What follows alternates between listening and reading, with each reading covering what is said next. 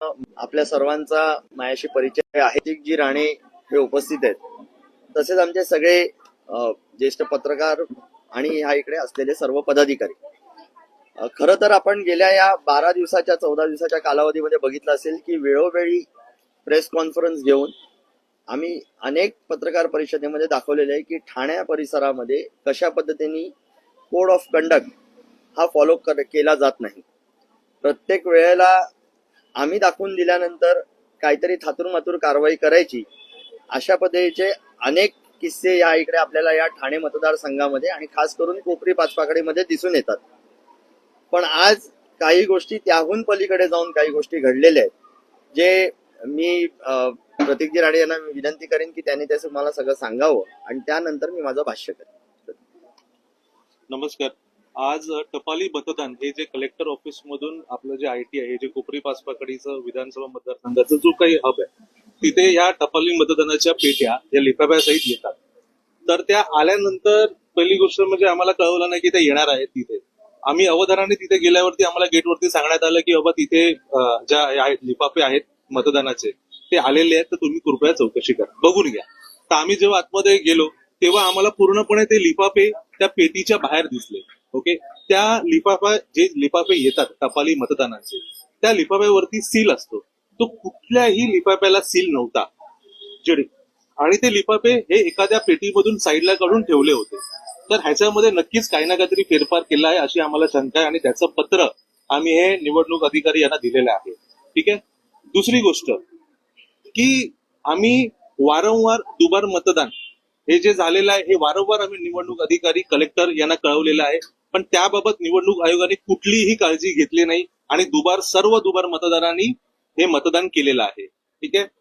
तिसरी गोष्ट, निवडणूक आयोगाच्या बाहेर हे राष्ट्रवादी, शिवसेना, शिंदे गट आणि बीजेपी यांचे निवडणूक आयोगाच्या बाहेर झेंडे ही अत्यंत बाब म्हणजे खेदजनक आहे आणि ही आम्हाला न पटणारी आहे. आम्ही वारंवार याच्याबद्दल आम्ही निवडणूक आयोगाला सांगत असतो, पण निवडणूक आयोग कुठेतरी पूर्णपणे दुर्लक्ष करतो या सर्व गोष्टींवरती. आणि आजची झालेली गोष्ट, जे टपाली मतदान ज्याच्याबद्दल गुप्तता बाळगली पाहिजे, आपण त्या मतदान झालेल्या पेटीच्या बाहेर सेंट्रल रिझर्व्ह पोलीस फोर्स लावलेली आहे आणि हे जे टपाली मतदान जे लोकांकडून जे काही शासकीय अधिकारी आहेत त्यांच्याकडून जे येतं ते तुम्ही कुठलेही पोलीस सुरक्षा नसताना डायरेक्ट आणलं जातं. त्याचं कुठलंही व्हिडिओ शूटिंग केली जात नाही आणि तुम्ही डायरेक्टली आतमध्ये आणून तुम्ही कुठे ठेवता? सुपरवायझर म्हणजे जो केंद्रीय अधिकारी जे आलेले आहेत, ऑब्झर्वर जे बघायला किंवा निवडणूक प्रक्रिया कशी चालली आहे, त्यांच्या ऑफिसमध्ये तुम्ही ठेवता. जर स्वतंत्र कक्ष उपलब्ध असताना तुम्हाला ऑब्झर्वरच्या रूम मध्ये का ठेवायची गरज आहे, हा आमचा मुख्य प्रश्न आहे. आणि सर्वात दुसरी महत्वाची गोष्ट की स्ट्रॉंग रूम नंबर 2, आम्ही तुम्हाला काही फोटो शेअर करतोय.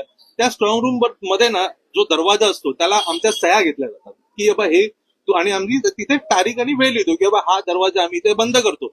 पण सर्वात एक तुम्हाला लोकांना सगळ्यांना सांगायची गोष्ट की त्या स्ट्रॉंग रूमच्या तुम्ही वरती बघाल ना तर कोणी उडी मारून जाईल, अशी तिकडची परिस्थिती आहे.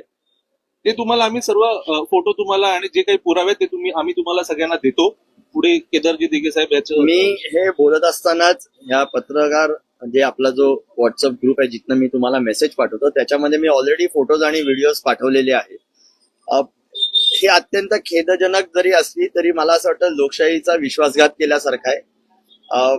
ज्या सर्वसामान्य लोक या निवडणूक प्रक्रियेवरती एक विश्वास ठेवून, या लोकशाहीवरती विश्वास ठेवून मतदान करतात, त्याची अवहेलना जर का अशा पद्धतीने होणार असेल, त्यांचा विश्वासघात होणार असेल, तर कुठच्या जोरावरती लोकांनी न्याय मागायचा आणि कोणाकडे मागायचा, हा मूलभूत प्रश्न. दुसरी गोष्ट अशी आहे की कोट्यावधी रुपये या इलेक्शन कमिशनवरती खर्च केले जातात एवढ्या निवडणुकींवरती, पण त्याच्या बाबतीत कोणत्याच पद्धतीचं जे आपल्याला म्हणतात सिक्रेसी म्हणा किंवा त्या पद्धतीने जी प्रिकॉशन म्हणतात, जे प्रोटेक्शन पाहिजे त्या स्ट्रॉंग रूमला, असं कोणतीही गोष्ट त्यांच्याकडनं घडत नाही. आणि ज्या वेळेला आमच्यासारखी लोक पुढे येऊन आम्ही दाखवतो की बाबा अशा चुका तुमच्याकडनं घडतायत, त्यावेळेला तुम्ही दक्षता घेण्याचा आम्हाला शाश्वत करता. म्हणजे तोपर्यंत त्याच्यामध्ये जेवढी काय गडबड झाली असेल त्या बाबतीत चकार एक शब्द बोलत नाहीत आणि नंतर तुम्ही सारवासावर करता.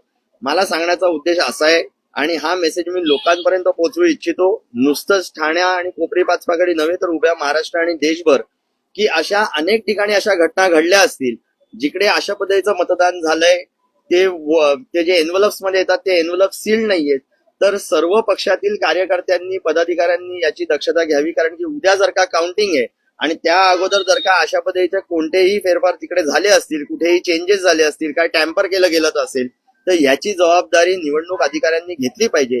आणि त्याही पलीकडे जाऊन माझी मागणी अशी आहे की एवढ्या लाईटली जर का ही निवडणूक घ्यायची असेल, याचा अर्थ हे सगळं मॅनेज्ड आहे का, आणि जर का हे मॅनेज्ड आहे तर या सगळ्या अधिकाऱ्यांवरती सस्पेन्शनची ऑर्डर त्वरित काढली पाहिजे.